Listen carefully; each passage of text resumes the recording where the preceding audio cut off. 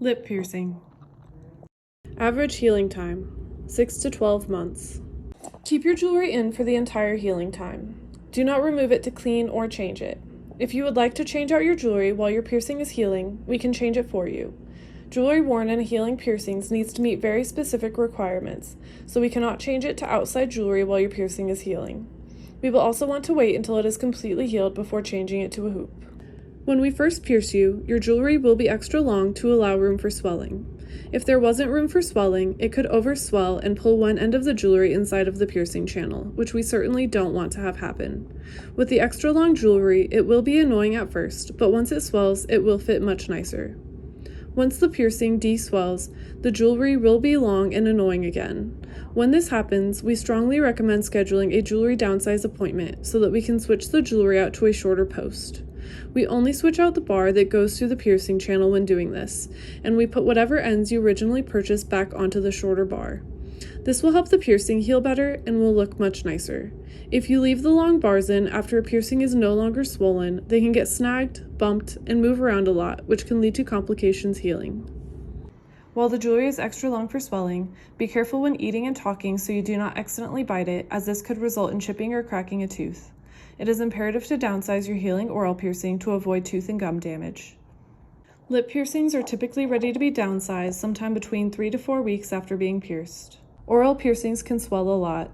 Eating and drinking cold things such as popsicles, ices, etc. can help decrease swelling. Avoid eating and drinking hot foods while your piercing is swollen, as this can make swelling worse. Other things that can help decrease swelling are arnica pills and over-the-counter anti-inflammatories such as ibuprofen. For lip piercings, you will have to clean the inside and outside of your piercing differently. For the outside, we recommend cleaning it with sterile wound wash saline and clean water. Ingredients in the sterile wound wash saline spray should only include sodium chloride and water. Let the shower water hit your piercing on each side for a solid minute at the end of every shower. This is the best way to remove crusties and buildup around a healing piercing. With the sterile wound wash saline spray, spray your piercing once to twice a day. We recommend using the sterile wound wash saline for the first few months, and once the piercing calms down, you can switch to using just water. You can still use the sterile wound wash saline spray on days where you skip showering or if your piercing starts to flare up. Gently pat your piercing dry after spraying it with water or saline using a clean single-use tissue to absorb any leftover moisture, since too much moisture can sometimes lead to healing complications. For the inside, we recommend swishing your mouth with clean water after eating or drinking anything besides water for the entire healing period. We do sell sterile wound wash saline at our studio if you would like to purchase some at the time of your appointment. The ones we sell have a fine mist spray, which we highly recommend as they last much longer and are much more pleasant on your piercing than full-stream sterile wound wash saline sprays. We do not recommend cleaning your piercings with Q-tips.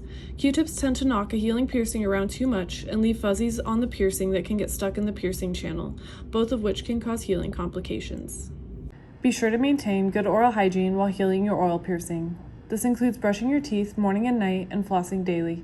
If you use mouthwash, make sure you do not use it more than twice a day, as too much mouthwash can cause a pH imbalance in your mouth. It is also very important that it is alcohol-free mouthwash if you have a healing oral piercing. It is also important to not use whitening toothpaste or mouthwash while healing an oral piercing. Double check your toothpaste and mouthwash to ensure that they do not contain hydrogen peroxide. Do not use any other products on your healing piercing. This includes alcohol, hydrogen peroxide, Bactine, Neosporin, soap, homemade salt and water solutions, tea tree oil, etc. None of these are recommended for long-term wound care and can all lead to healing complications.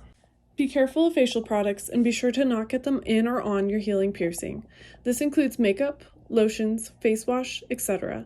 If you think you may have gotten any of these on it, be sure to rinse it well immediately afterwards with water or sterile wound wash saline. Do not drink alcohol for the first week after getting an oral piercing. Alcohol can lead to excessive swelling and increased bleeding. After the first week, keep it to a minimum while healing, as alcohol coming into contact with a healing piercing can irritate it. You also should not smoke with a fresh oral piercing. If you decide to smoke despite the risks, we would recommend rinsing your mouth with clean water afterwards. We recommend avoiding spicy and citrusy foods for the first week, since they may not feel good on your fresh oral piercing. Do not bite, pull, or play with your jewelry with your teeth. Not only will this damage the healing piercing, but it can also result in tooth damage. Do not twist, move, or play with your healing piercing. If you have heard to twist your healing piercings before, it is an old myth and is very bad for it. The less you touch your healing piercing, the better.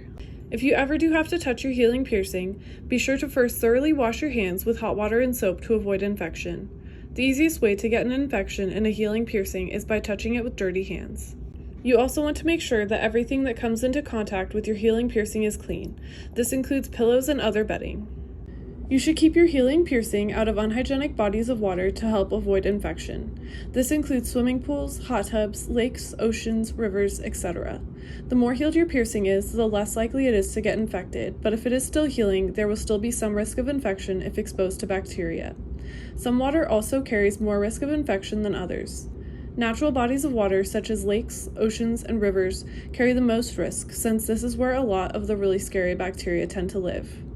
We would recommend being extra cautious around them with a healing piercing. Swimming pools and hot tubs have chemicals in them that help kill some of the bacteria, making them less risky. These chemicals don't kill all of the bacteria though, so there is still some risk, and the chemicals themselves can also irritate a healing piercing.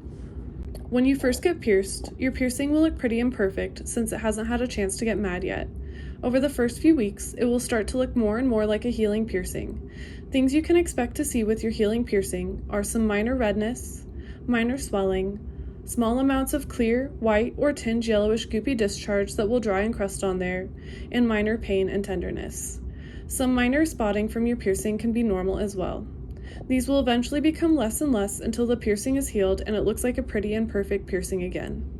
The best way to tell if a piercing is healed is all goopy discharge and crustiness will go away, along with all pain and tenderness. If your piercing is still forming crusties on it or flares up from time to time, it is still healing. What would not be normal is if your piercing is extremely red, extremely swollen, such as to the point that the jewelry is putting pressure on the skin, large amounts of goopy discharge, especially if it is a dark yellow, greenish, or chunky, or extreme pain and tenderness that does not subside after a few hours. These can be symptoms of an infection. If you suspect an infection at any point, you should speak to a licensed medical professional as soon as possible. You should also reach out to us since your piercing may require an extra long bar to compensate for the excessive swelling. If you ever aren't sure if something is normal or not, please reach out to us. While we are not medical professionals, we deal with piercings on a daily basis and are always happy to help out and let you know if something looks okay or not. We are also able to help troubleshoot minor piercing complications. Most piercing complications that may occur tend to not be too serious.